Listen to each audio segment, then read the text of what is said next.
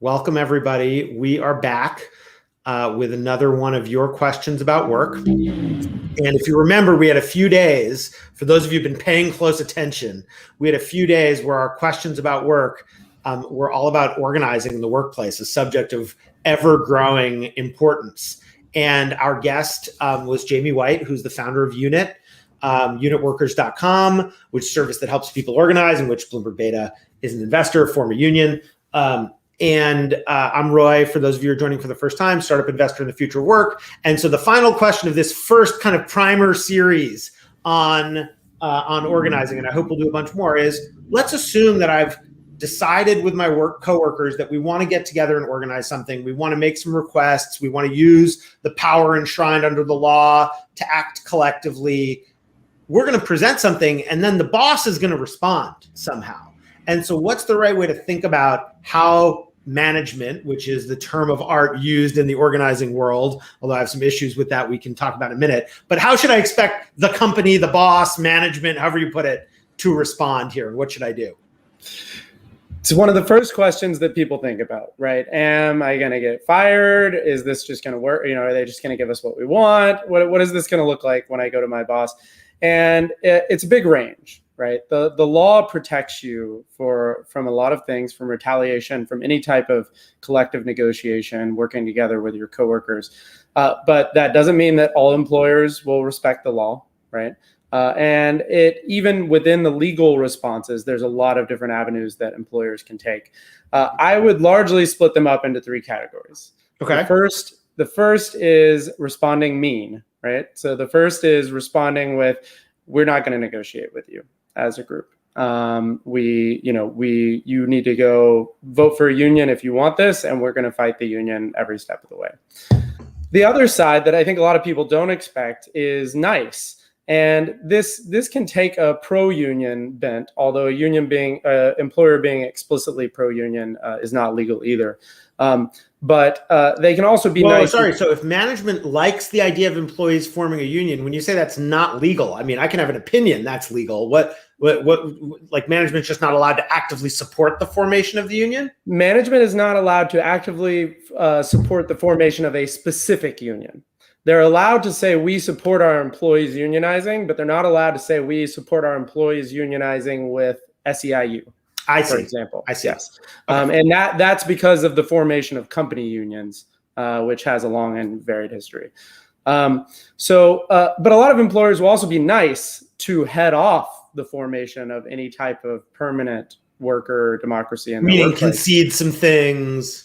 Exactly. Say, okay, you guys want this, we'll give you this today, and these other things in the next coming years, right? We'll give you.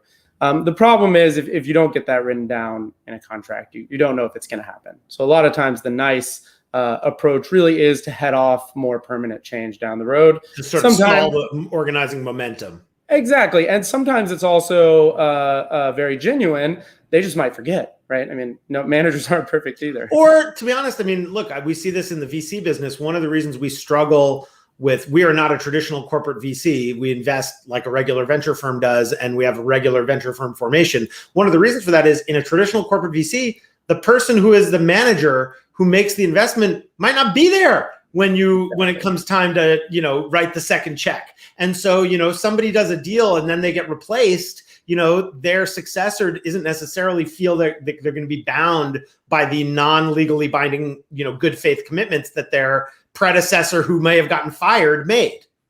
Exactly. And that's why we recommend people move towards getting a contract that ensures these things. And you can do that outside of the union structure. It's just normally management will not agree to do that because it does take away a little bit of their flexibility down the road to ensure the stability of their employees' jobs. There's also a really important real world incentive here, which is one of the first things an employer is going to do when they hear about employees talking about unionizing or grouping up to negotiate. They're going to go talk to an HR lawyer. And HR lawyers make the most money when the company fights the union.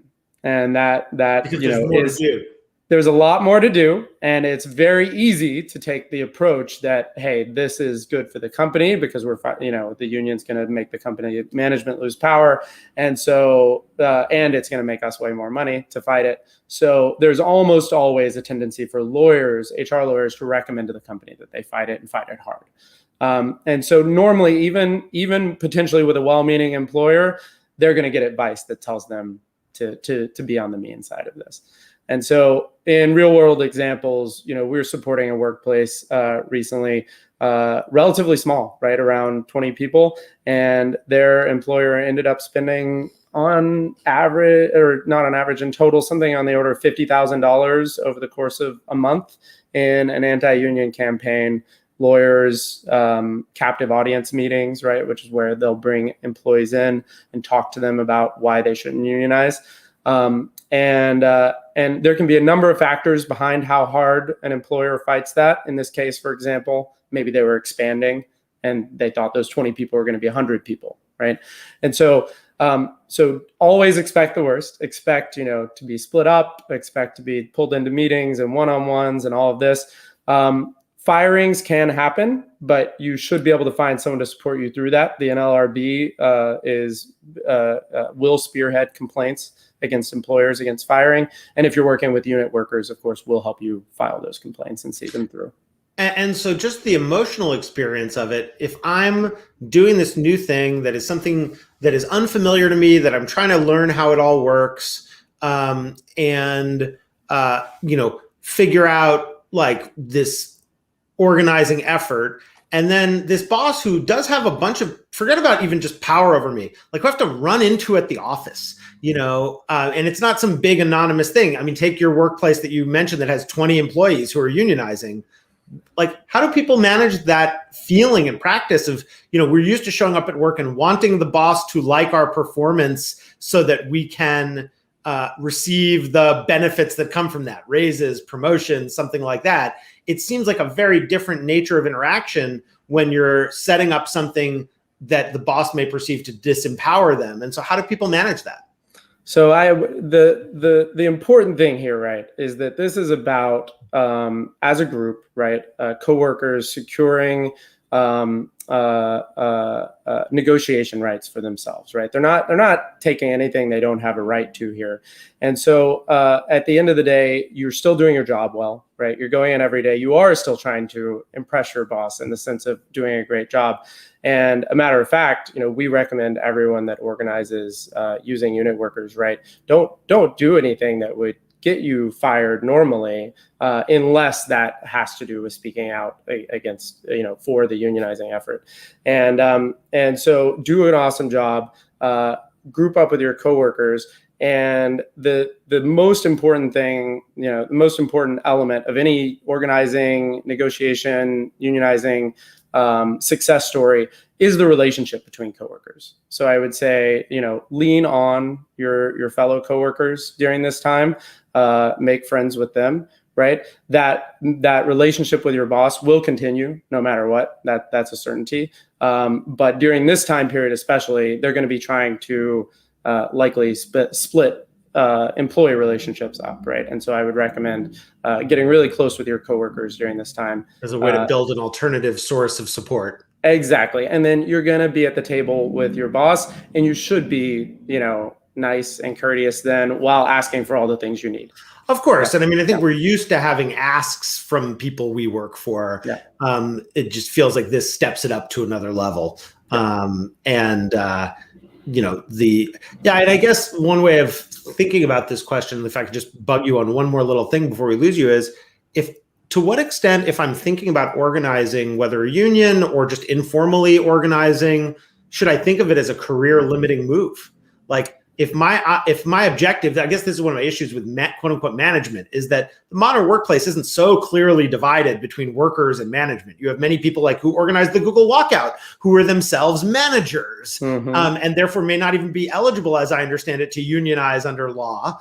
But so can I have the goal of advancing within my organization and unionizing at the same time, or are those two in conflict with one another? It's actually interesting. A lot of times, the biggest turnover within a union of leaders, right? Your kind of natural leaders that are great at organizing people, that often overlaps with people that are great at managing people. Yeah, sure. Great managers. They get promoted into management. They care about their coworkers, right? So I would say the promotion out of a union in the U.S., which unfortunately can only cover non-managers, a different topic. So in the U.S., can a company promote people to rob the union of leadership? The company can definitely promote people to rob the union of leadership, not intentionally. They can't have a plan to do that. And it is very dicey for them to do it during the actual month, say, of a union election. Sure, I get that. But certainly after unionizing, lots of leadership is often promoted out just because of the fact that they're often some of the most well. I got to say, I think it is wild that we create these, arbitrary dividing lines in the sense that many companies now have many, many, many, many layers of management and people in them, especially the biggest companies. But conversation for another day. Nobody's asking me today about legislation. I was going to say we should do one though on how to what legislation you should vote for. The only thing about that is what we're trying to do here is practical tips about work. And unless you're working for the Congress, in which case give us a call.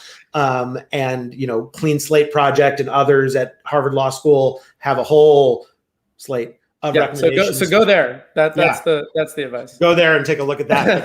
That's what to do. All right, Jamie, thank you. I appreciate especially in this case, not advice in the sense you're just trying to give perspectives to people, not telling them what they should do. And I hope we do many more of these and to be continued. Likewise. Great to chat, Roy.